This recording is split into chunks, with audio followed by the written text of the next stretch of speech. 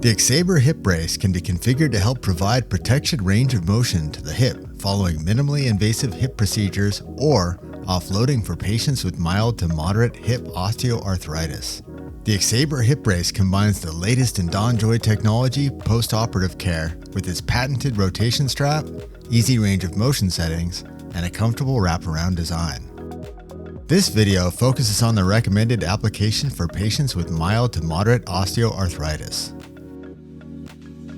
The EXCYABIR hip brace is shipped with a soft brace with attached ROM hinge, one rotation strap, one Y strap, and an accessory pack that contains a Velcro strap holder and rotation strap keyholes. The EXCYABIR hip brace fits both the left and right hip and is universal in size for most patients. A short version of the EXCYABIR hip brace is available for patients that are 5'3" and under. The EXCYABIR hip brace easily integrates with DonJoy cold therapy. If the patient will use a circulating cold pad, first place the brace face down and open the Velcro pocket from the top.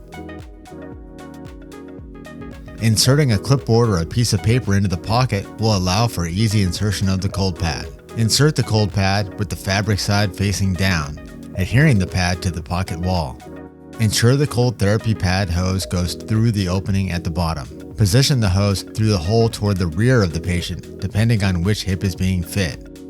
While fitting, ensure that the hose remains outside of the thigh strap. Have the patient stand hips width apart. Position the sewn circle or the brace's hinge joint over the greater trochanter. Have the patient hold the brace with their closest hand and place their opposite hand across their chest. Note that the waist belt usually sits above the patient's normal waistline. Wrap the waist strap around the patient, positioning the waist strap buckle towards the front of the patient to ensure the brace does not place pressure on the pelvis.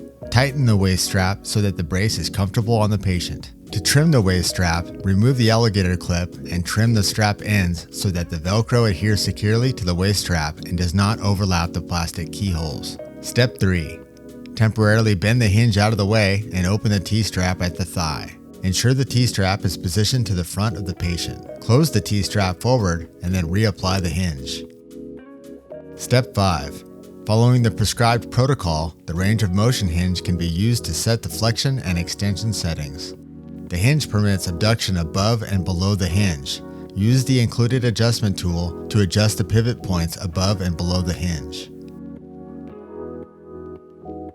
Step 5. Wrap the thigh strap around the front of the thigh, through the legs, and then back across the front. Fasten the strap, being careful not to over-tighten, thus allowing for ample circulation. It is recommended to trim the thigh strap if it extends past the front of the thigh, so the strap does not rub against the opposite thigh.